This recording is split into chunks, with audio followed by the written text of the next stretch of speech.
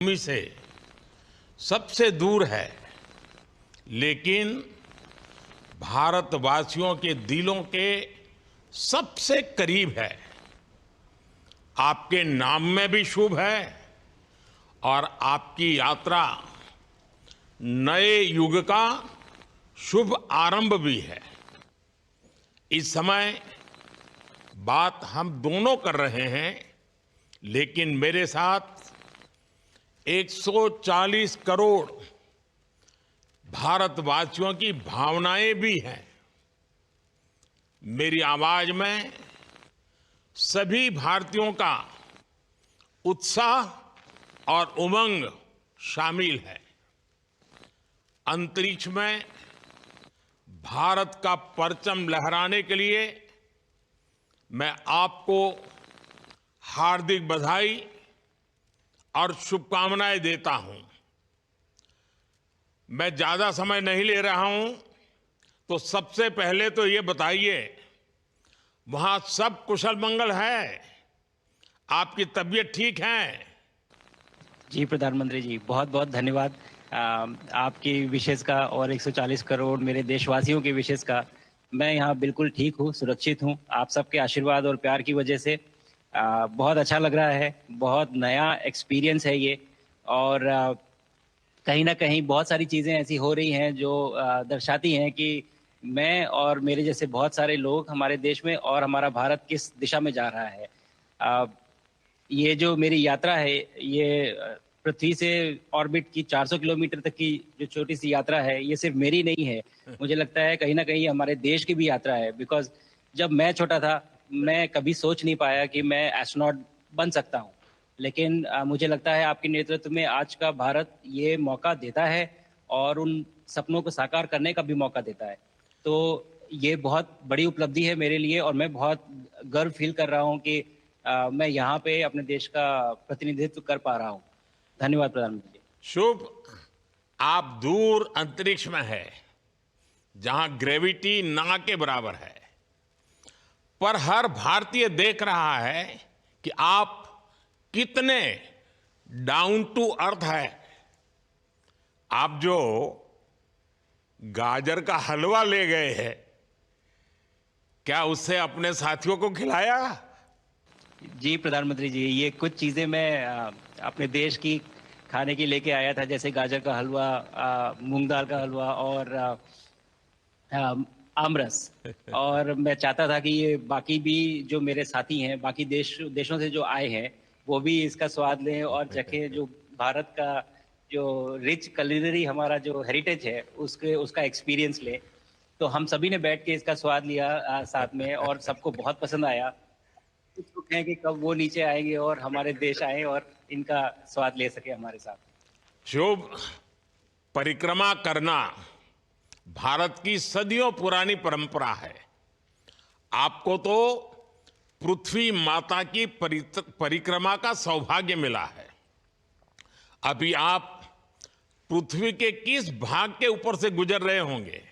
जी प्रधानमंत्री जी, इस समय तो मेरे पास ये इंफॉर्मेशन उपलब्ध नहीं है, लेकिन थोड़ी देर पहले मैं खिड़की से, विंडो से बाहर देख रहा था, तो हम लोग हवाई के ऊपर से गुजर रहे थे। अच्छा। और हम दिन में 16 बार परिक्रमा करते हैं, 16 सूर्योदय और 16 संन्यास, सनराइज और सनसेट हम देखते हैं ऑर्बिट से।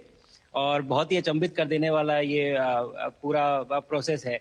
अ, इस परिक्रमा में, इस तेज गति में, जिस हम इस समय करीब 28,000 किलोमीटर प्रति घंटे की रफ्तार से चल रहे हैं आपसे बात करते वक्त, और ये गति पता नहीं चलती क्योंकि हम तो अंदर हैं, लेकिन कहीं ना कहीं ये गति जरूर दिखाती है कि हमारा देश कितनी गति से आगे बढ़ रहा है इस समय, वाह। कि हम यहाँ पहुंचे हैं और अब यहाँ से और आगे जाना है। अच्छा शुभ, अंतरिक्ष की विशालता देखकर सबसे पहला विचार क्या आया आपको? प्रधानमंत्री जी, सच में बोलूं तो जब पहली बार हम लोग ऑर्बिट में पहुंचे, अंतरिक्ष में पहुंचे, तो पहला जो व्यू था वो पृथ्वी का था। और पृथ्वी को बाहर से देख के जो पहला ख्याल और पहला जो थॉट मन में आया वो ये था कि पृथ्वी बिल्कुल एक दिखती है। मतलब बाहर से कोई सीमा रेखा नहीं दिखाई देती, कोई बॉर्डर नहीं दिखाई देता। और दूसरी चीज जो बहुत नोटिसेबल थी, जब पहली बार भारत को देखा तो हम मैप पे पढ़ते हैं भारत को, हम देखते हैं बाकी देशों का आकार कितना बड़ा है, हमारा आकार कैसा है, वो मैप पे देखते हैं, लेकिन वो सही नहीं होता क्योंकि वो एक हम 3D ऑब्जेक्ट को 2D यानी पेपर पे हम उतारते हैं। भारत सच में बहुत भव्य दिखता है, बहुत बड़ा दिखता है, जितना हम मैप पे देखते हैं उससे कहीं ज्यादा बड़ा।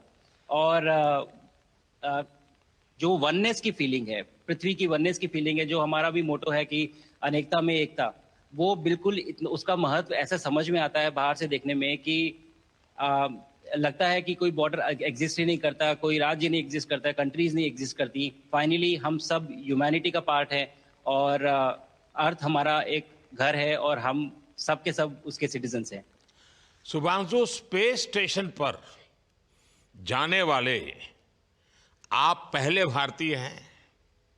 आपने जबरदस्त मेहनत की है, लंबी ट्रेनिंग करके गए हैं। अब आप रियल सिचुएशन में हैं, सच में अंतरिक्ष में हैं। वहां की परिस्थितियां कितनी अलग हैं, कैसे एडप्ट कर रहे हैं? यहाँ पे तो सब कुछ ही अलग है प्रधानमंत्री जी। ट्रेनिंग की हमने पिछले पूरे 1 साल में, सारे सिस्टम्स के बारे में मुझे पता था, सारे प्रोसेस के बारे में मुझे पता था, एक्सपेरिमेंट्स के बारे में मुझे पता था, लेकिन यहाँ आते ही सडनली सब चेंज हो गया। बिकॉज हमारे शरीर को ग्रेविटी में रहने की इतनी आदत हो जाती है कि हर एक चीज उससे डिसाइड होती है। पर यहाँ आने के बाद चूंकि ग्रेविटी माइक्रो ग्रेविटी है, एब्सेंट है, तो छोटी छोटी चीजें भी बहुत मुश्किल हो जाती हैं। अभी आपसे बात करते वक्त मैंने अपने पैरों को बांध रखा है, नहीं तो मैं ऊपर चला जाऊंगा।